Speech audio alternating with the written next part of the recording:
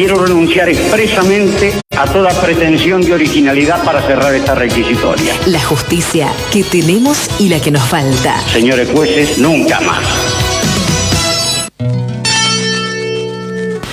Volvió incluso en el medio del aguacero. Diluvio. Del diluvio, no lo detienen ni las cortinas de agua.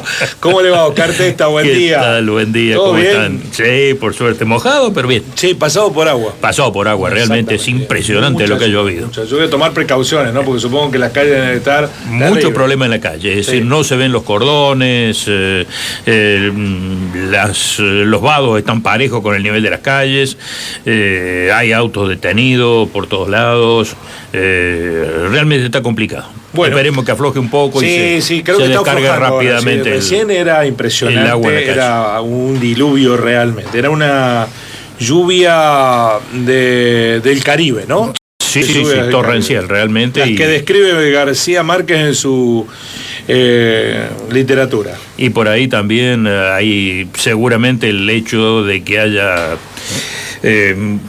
pasado tanto tiempo con escasez de lluvias y demás, por ahí los drenajes de las calles no están funcionando adecuadamente, más hay que tener cuidado. ¿Usted también sufre de sus calles inundadas? Sí, yo vivo aparte en calle de tierra, donde realmente es complicado circular en días como este. Pero bueno, está lloviendo. Está lloviendo y en buena hora, que por fin llovió después de 3 años que no cayó una gota. Bueno, también. Exacto. Un ratito también. Por supuesto, hay sectores que tienen problemas históricos, pero bueno, hay sectores que el agua para algún lado se tiene que ir, ¿no? Sí, ninguna duda. Bueno, judicialmente hablando, ¿para dónde vamos? Bien, venimos con 2 fallos publicados ayer que resultan interesantes en un sentido, por una suspensión de juicio a prueba denegada a un visitador médico de Córdoba. La suspensión de juicio a prueba, ya lo hemos hablado varias veces en este micro, es la posibilidad que tiene una persona cuando la posibilidad de que sea condenado sea una pena de ejecución en suspenso, es decir, de menos de 3 años de prisión, de pedir la suspensión del juicio a prueba, es decir, que no se realice el juicio oral y a cambio de ello reparar el daño causado, realizar tareas de bien público, etc. Este tipo de situaciones que habitualmente se dan cuando se revisten estas características, insisto en esto, ya lo hemos tocado en su momento, cuando analizábamos las denegatorias en los casos de violencia de género, en el cual prácticamente la jurisprudencia de todo el país ha establecido que para dar cumplimiento a las normativas derivadas de los tratados internacionales ratificados por el país, era imprescindible dar una respuesta que solamente la víctima la podía obtener a través de una sentencia eventualmente condenatoria o absolutoria, pero la sentencia surgida de un juicio en la cual se ventilara absolutamente todo lo ocurrido en aquella oportunidad. En este momento tenemos este fallo que es del Tribunal de Casación Federal confirmando la denegatoria de un tribunal de la Justicia Federal de Córdoba, en el sentido de que el acusado se lo imputaba en los términos de los del artículo 200 del Código Penal. Si ustedes lo recordarán, el año pasado, el anteaño, durante toda la pandemia hablamos mucho del artículo 202, que era aquel que penaba o reprimía la difusión de enfermedades contagiosas y peligrosas. Prácticamente todo aquel que violaba la cuarentena y de alguna manera exponía a la sociedad a la posibilidad de contraer el COVID, se le aplicaba este artículo 202. Este artículo 200 forma parte del mismo corpus represivo y reprime con prisión de 3 a 10 años y multa a quien falsificare o adulterare de modo peligroso para la salud sustancias alimenticias o medicinales destinados al uso público o al consumo de una colectividad de personas. Este artículo, el 201, dice que las penas se aplicarán al que vendiere, pusiera a la venta, suministrare, distribuyere o almacenare con fines de comercialización agua, sustancias alimenticias o medicinales o mercaderías peligrosas disimulando su carácter nocivo. Visitador médico llamado Osvaldo Potenza está acusado precisamente de acumular, distribuir y vender medicamentos para cuya distribución y venta precisamente sea necesaria la receta médica. Esta formaba parte de una organización con ramificaciones prácticamente en toda la provincia, provincias vecinas e incluso extendida también a países limítrofes, en las cuales se realizaba toda esta cadena de comercialización trucha, digamos, de medicamentos que se obtenían precisamente sin receta médica, para lo cual tenemos que suponer que la gran mayoría de ellos son medicamentos psicotrópicos o medicamentos que de alguna manera atentan contra la salud pública, precisamente por ese tipo de carácter en el cual la receta médica depende de una patología verificada y que realmente amerite el consumo de esas sustancias. El pedido estaba hecho en base a que ante la carencia de antecedentes y la pena mínima de 3 años se entendía que correspondía obtenerla. En primera instancia se le denegó y casación lo confirmó, por lo tanto ya no quedan alternativas y la causa se encamina directamente hacia el juicio oral y público. Las razones por las cuales se denegaron, que sí son excepcionales, normalmente se conceden en estos casos, es que está en juego la salud pública y que la salud pública como principio o como elemento fundamental de la estructura de la sociedad no puede ser puesta en exposición con este tipo de delitos.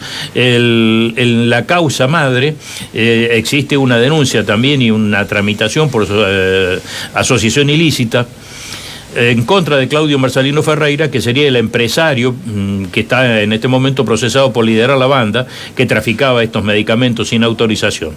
El juicio, evidentemente, se va a llevar a cabo y allí se podrá determinar con seguridad cuál es la pena que eventualmente le puede llegar a corresponder. Y a la luz de lo que estamos verificando en la causa, ese mínimo de 3 años difícilmente le sea aplicable. Tiene un mínimo de 3 y un máximo de 10 años, y eso también, evidentemente, que tiene que haber jugado al momento de denegar la probation, aun cuando no ha sido especificado en el fallo. Era la misma posición que tenía la Fiscalía Federal también respecto de no otorgar este beneficio. Y el segundo fallo... Pero, iría a un juicio común, ¿no? A un juicio común, no por exactamente. Popular. A un juicio común en la justicia federal. Lo que sí, evidentemente, que está expuesto a una condena o a una pena de prisión efectiva, que eso es lo que pretenden evitar a través de este tipo de planteos en los cuales pueden llegar a tener no una pena, porque no la tienen. De hecho, en la probation ni siquiera hay un reconocimiento de la existencia del delito, sino que simplemente es una situación en la cual el sujeto se muestra predispuesto a mostrarse como un ser socialmente apto para la vida en sociedad y remediar la imputación que tiene, porque no pasa de ser una imputación, con el trabajo comunitario y la reparación de un eventual daño causado. Oscar, usted que ha estado adentro de la justicia y nunca deja de estar en contacto con el Poder Judicial, ¿por qué hay como una categoría de delitos? Este es uno de ellos, podría ser la pedofilia, otro de ellos, que no se enmarcan en un clima de inseguridad. Sin embargo, cuando alguien le roba una bicicleta, es un clima de inseguridad. Es una lectura nuestra, la de los medios de comunicación, que nos escandalizamos con episodios de una manera, eso que se habla, la indignación mediática, está muy predispuesta para determinados episodios, porque cuando usted describe estas acciones ligadas con medicamentos, dice, bueno, pero eso también es una manera de inseguridad, pero no está en la góndola de los episodios que se relatan como inseguros. Es cierto eso, y yo creo que tiene que ver fundamentalmente con un factor psicológico. Perdón, la cuestión de la inseguridad callejera, que es la que está a la orden del día en este momento, con homicidios, con asaltos, con achaques de toda naturaleza, con las motos, etcétera, de alguna manera hace que el común de la gente se sienta expuesta a ser víctima de alguno de estos hechos. En cambio, este delito que estamos tratando, la gente lo entiende más bien como que se mete el que quiere. Digamos, alguien que quiere buscar un medicamento trucho, que lo necesita, entre comillas, por alguna determinada razón, y sabe que por derecha no lo puede conseguir, lo busca dentro de este mercado, y pareciera ser que la cuestión se reduce a un circuito de proveedores y demandantes de un mercado ilícito como puede ser el de las drogas. Sí. Respecto de la pedofilia y otro tipo de delitos vinculados con la integridad sexual también, hemos machacado muchísimas veces, y probablemente eso también sirva como dato a tener en cuenta, que este tipo de delitos existen eventualmente y casi siempre dentro de determinadas estructuras habitualmente familiares. Sí, habitualmente familiares. Entonces, el ámbito privado. Claro, exactamente. Si en mi estructura socioafectiva no tengo un pedófilo, yo y mis hijos y mis nietos están ajenas a esta situación. En cambio, yo salgo a la calle y tranquilamente puede venir alguien con un cuchillo y me pega una... Claro, exactamente, por el celular, que es lo que habitualmente se busca, una tablet, una computadora, una También notebook. Hay una lógica que a mí me parece que opera, es que muchas veces se valora más el bien material que el cuidado personal. Algo que te costó, el mercado de capital vale más. Que abusen de un menor que está que vive al lado de tu casa, a vos no te cuesta. Es un problema del menor, de la familia. En cambio, si te roban la bicicleta, te cuesta, tener un bien material, con lo cual le damos más importancia a lo material que a lo humano, en cierto sentido. Digamos que tendríamos ahí dos elementos para analizar. Por un lado, una cosa es que te roben la bicicleta sacándote del patio. Sí. Y otra cosa es que te tiren al suelo, te golpeen, claro, te zamarreen y te roben la bicicleta. Es decir, yo creo que mucho tiene que ver la exposición física a ese tipo de cuestiones, que es lo que más afectación psicológica deja. Evidentemente que la sustracción del bien material puede llegar a tener algún tipo de repercusión, pero yo creo que lo que más se siente y lo que más genera temor es el impacto emocional y psicológico de la agresión física, claro, inesperada, violenta, con un desenlace que no está en manos de la víctima, porque acá hay otra cuestión, es decir, a cualquiera que nos toca ser víctimas de un hecho de inseguridad de este tipo, ni siquiera sabemos cómo vamos a reaccionar. Decimos, no nos vamos a resistir, pero la agresión puede llegar a generar en el más manso de todos una posibilidad de reacción física que termine en una verdadera desgracia.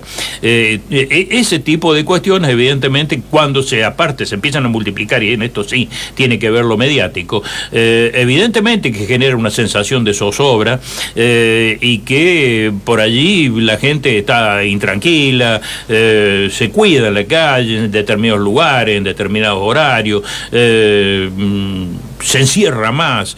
Digamos que ahí está la cuestión psicológica de el conocimiento de situaciones ocurridas al lado suyo, muy próximo. Pero pasa también, por ejemplo, episodios como nos escandaliza más que un particular le robe a otro particular un bien, una moto, voy a salir del ejemplo de la bici para no ser reiterativo, que te estafa un banco, por ejemplo. No, bueno, eso sí, esa es otra cuestión. Es otro delincuente. Sí. Y en eso muy probablemente tiene, sí, yo creo, un rol preponderante la difusión mediática. Porque si se machacara en que estos estafadores son los que nos están metiendo la mano en el bolsillo todo el día y que no nos van a generar, digamos, objetivamente ningún riesgo físico, claro, pero económicamente nos están maltratando y mal, y probablemente los riesgos físicos lleguen por vía indirecta, porque aquellos que han sido estafados con sueldos miserables, jubilaciones que realmente no alcanzan a llegar a la línea de la pobreza, no tienen para comprar un medicamento y se mueren por esa razón, evidentemente que están siendo víctimas de todos estos atorrantes que a través del delito de cuello blanco terminan llenando la faltriquera, sacando plata del país, dándose la gran vida a costilla de pobre gente, que es la inmensa mayoría del pueblo. Anoche lo escuchaba a la murga uruguaya y lo cantaban y lo decían con mucha más precisión y poética a este tipo de situaciones que realmente las tiene que vivir toda la gente que no tiene prácticamente ni voz ni voto en este tipo de cuestiones y lo único que hace es ser víctimas.